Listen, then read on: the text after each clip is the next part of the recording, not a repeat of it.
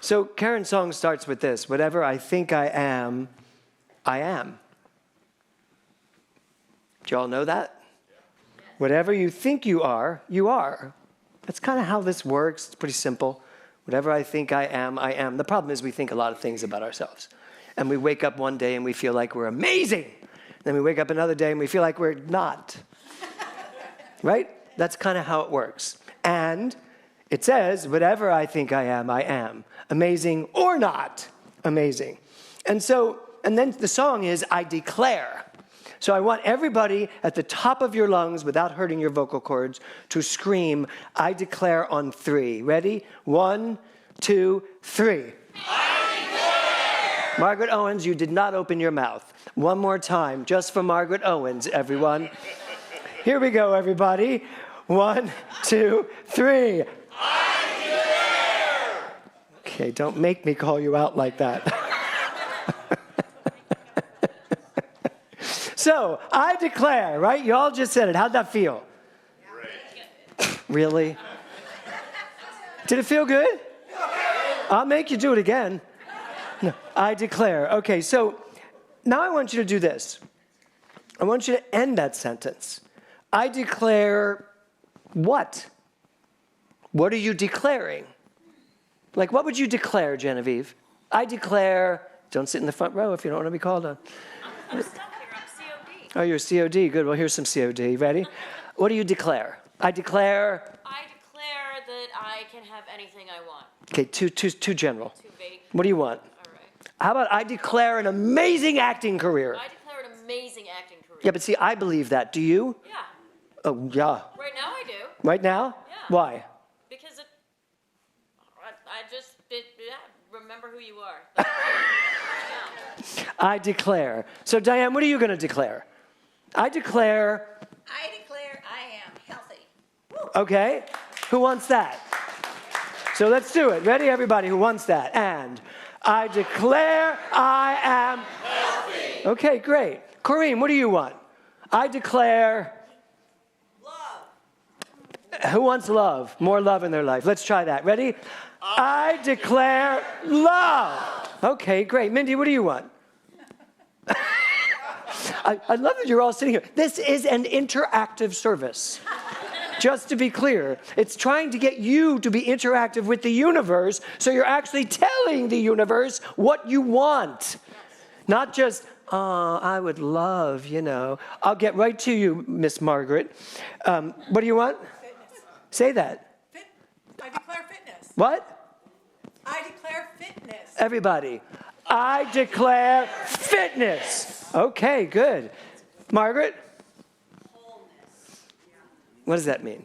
It means all of those things spin out from me. It knows what I want. I am what I want, and I want all of it whole. How about I declare all of it? You can say wholeness. I declare wholeness, all of it. Let's do that. Ready? I declare wholeness, all of it. All good? Yes. Okay, Karina? I declare hot sex. Oh, that wakes you up. That gets you to applaud and totally agree. Glenda, is that good for you? Oh, Glenda's like, I didn't hear her. What did she say? She said, I'll repeat for everybody online. Karina, sitting there with her 18-year-old daughter, I might add, said, I declare hot sex. And we've lost the internet. So, how many people are good with that declaration? Leslie? She raised her hand, Robbie. It's Robbie's wife, just letting you know. Okay, so let's all say this together. Pete, you good with that? Very good. Okay, I wasn't expecting this today, but it's going to be a good day for you. Okay, so. Shall we, everybody? I declare hot sex. I like that Peggy Lorbach raised her hands for that. That's the most I've seen out of you in months. That's great. Okay, so let me tell you what a declaration is. I want to go in a whole different direction now. The declaration is a formal or explicit statement or announcement. Okay? A formal or explicit, that was explicit, an explicit statement or announcement. So you're announcing to the world what you declare. And all of that is good. All of that is very good. But the question then becomes, what's behind the declaration? So here's the title of my talk today, Behind the Words. And as you know, we are set up for Eric Bork's screening tonight. So because we have all these lights on the screen, it's going to make it a little bit harder to read. But for those of you over there, look that way, because that's a lot easier to read. Okay, so the title of my talk today is Behind the Words. So we use a lot of words in our lives. We say a lot of what we want.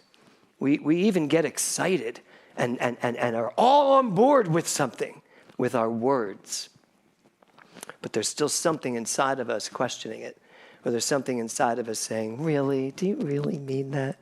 And you can act you can act a lot. You can act I can't find another word for that, out of it.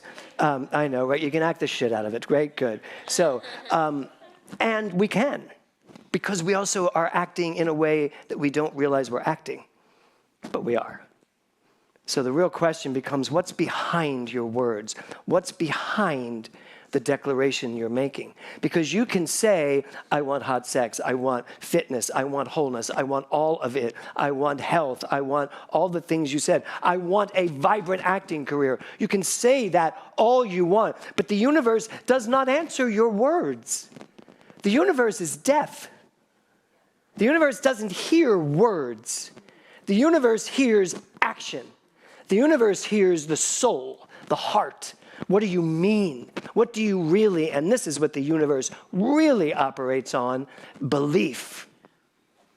The universe doesn't need to hear that little plant there telling the universe it's going to turn into a tree, because it only knows to turn into a tree.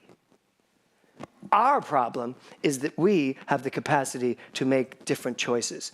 We can make a choice not to be our fullest, greatest self. We can make a choice to be our limited self. We can make a choice to be weak. We can make a choice to be diseased. We can make any choice we want. That's the gift we've been given, and that is the burden we have been given. Because it is done unto you as you believe, not as you declare, and not as you speak the words. So I believe that this teaching, this philosophy, one of the reasons why it is not so big, and it isn't. When you look at the world religions, we're not even on the map. We don't even register. It is so minuscule, so tiny, the number of people that are involved in metaphysics or quantum metaphysics. Go to quantum metaphysics, and you've just sliced metaphysics down like by 100%. So that's what's going on. Why is that? Because we actually get it, that until we change our minds, we are not going to change our lives. That's the way this works. Until we really become clear on what we believe and then wholeheartedly declare it from the belief, not a lot's going to happen.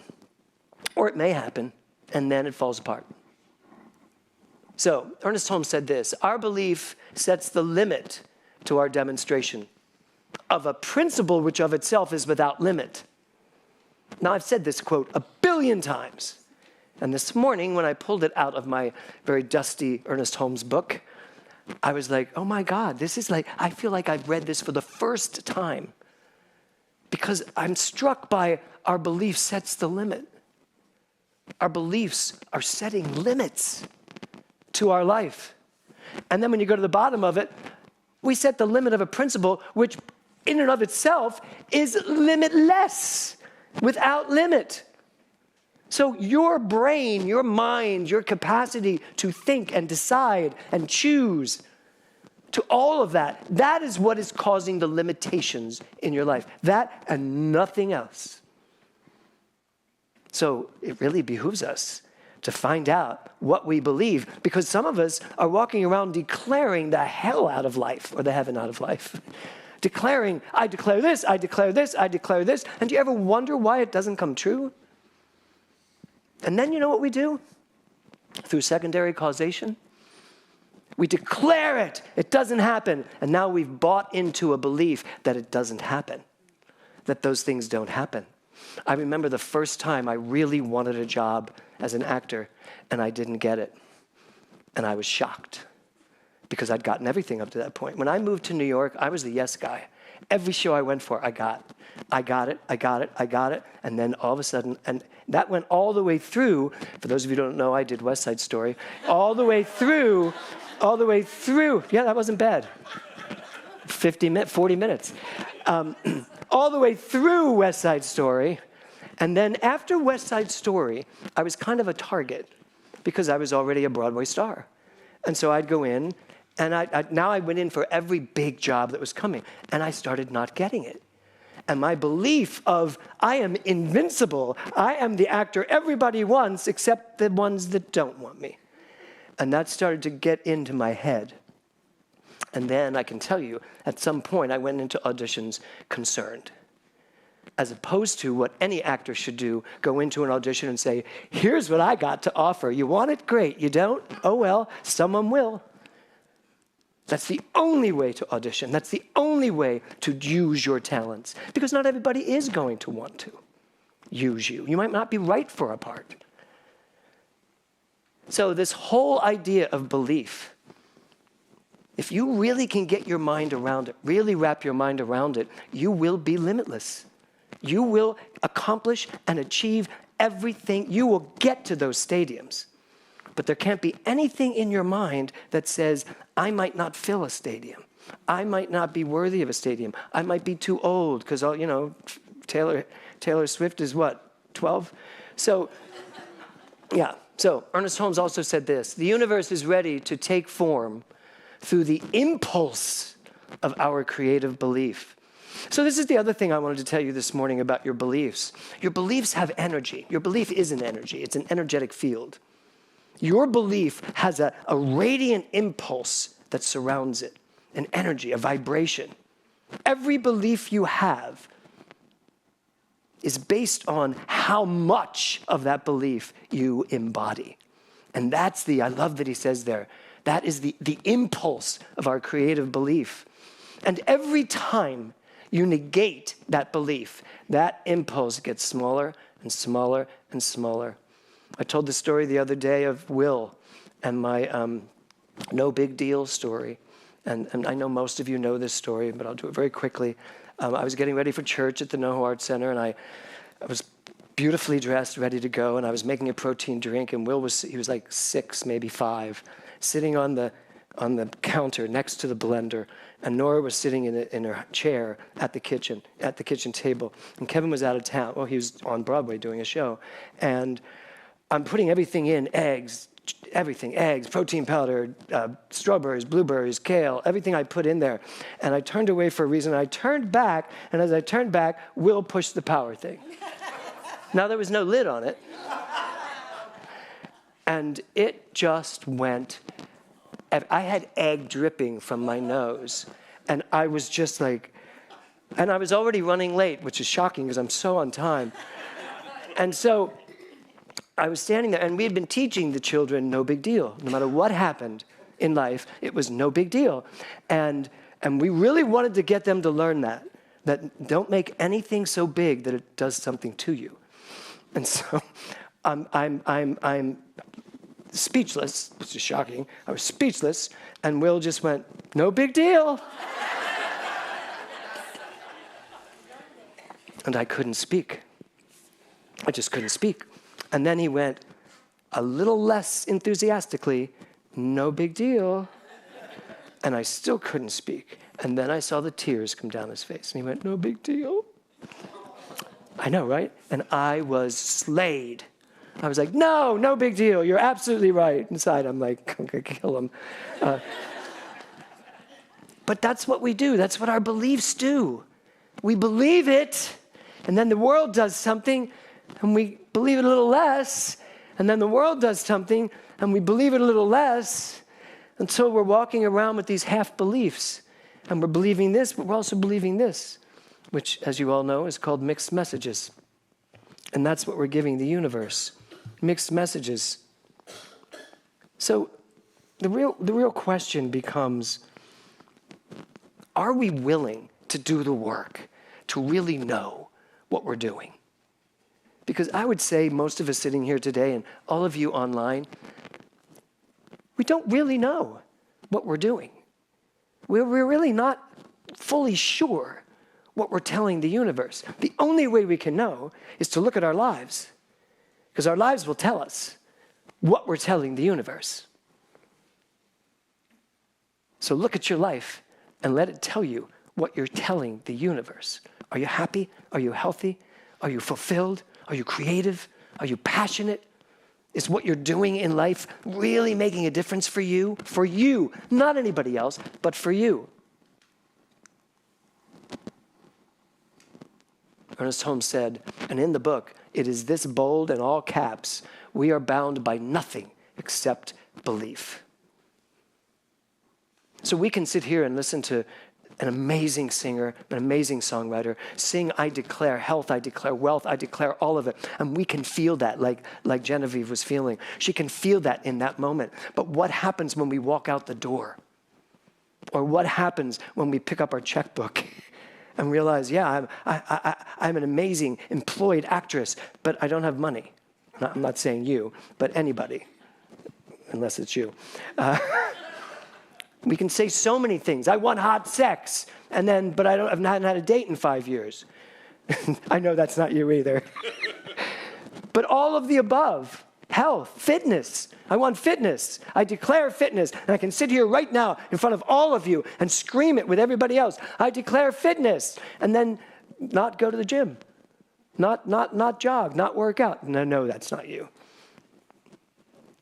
But that's how this thing works. Because as Ernest Holmes says there, we are bound by nothing but belief.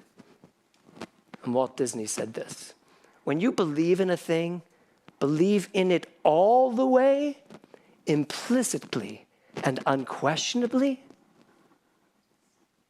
There's probably an ending to this.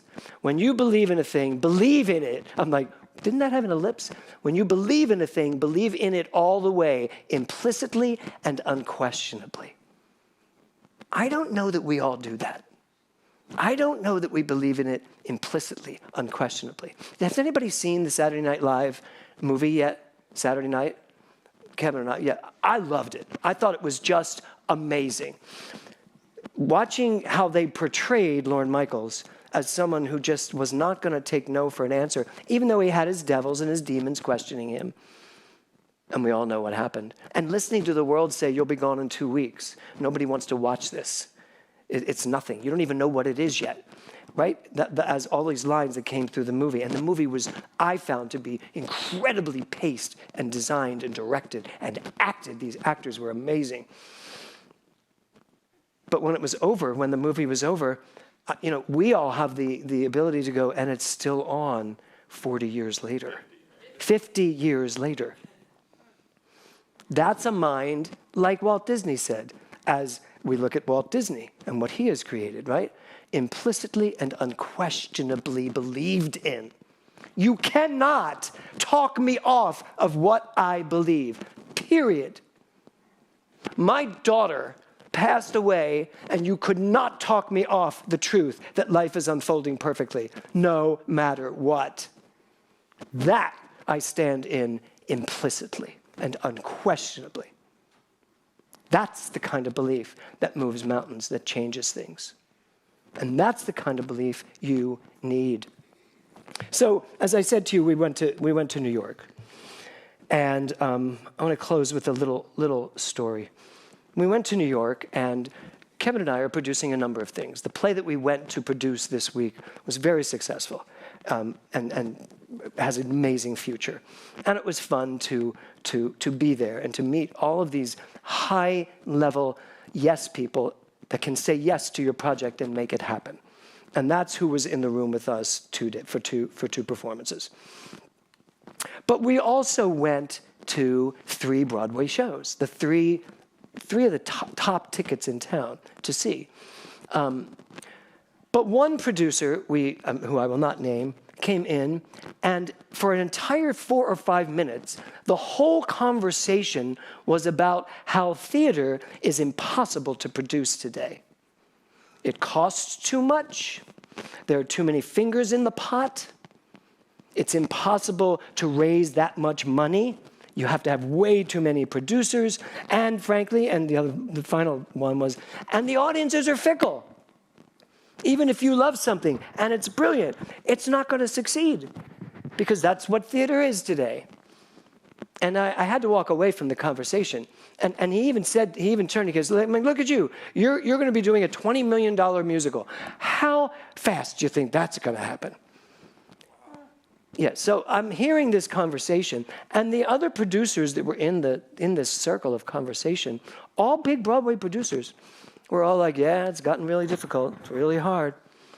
And so I walked away saying, no. It's so easy for me to buy into that. It would be so easy to use that as an excuse for what didn't happen or for what's not going to happen. A $20 million musical? With God, are there really limits? With God, is $20 million any different than $20? With God, is a hangnail and cancer different? That's what I taught. That's what I believe. And so, we went to see 3 shows. And yes, I did the work to get you the programs. So one night we saw Sunset Boulevard, the new one, the most interesting version of this show you will ever see, I think, although everything's unlimited. It was just spectacular, and the woman who played the lead was unbelievable. The fact that there was any scenery left when she was done was shocking, and I don't mean that in a bad way. And then the next night, we went to see Gypsy with Audra McDonald. And by the way, all 3 of these tickets are almost impossible to get, yet we had house seats for every show. And here, I'll tell you a little story about Gypsy. We didn't get house seats for Gypsy. Somehow, we missed them. We were too late asking for the house seats.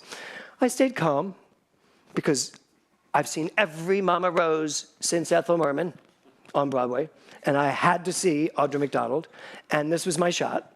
But I was calm, and we're in rehearsal on Wednesday, and I said to Kevin, you all go to lunch. I'm going to go over to the theater and buy tickets for Gypsy. It was the day we saw it. It was Thursday. It was Thursday, the day of the readings.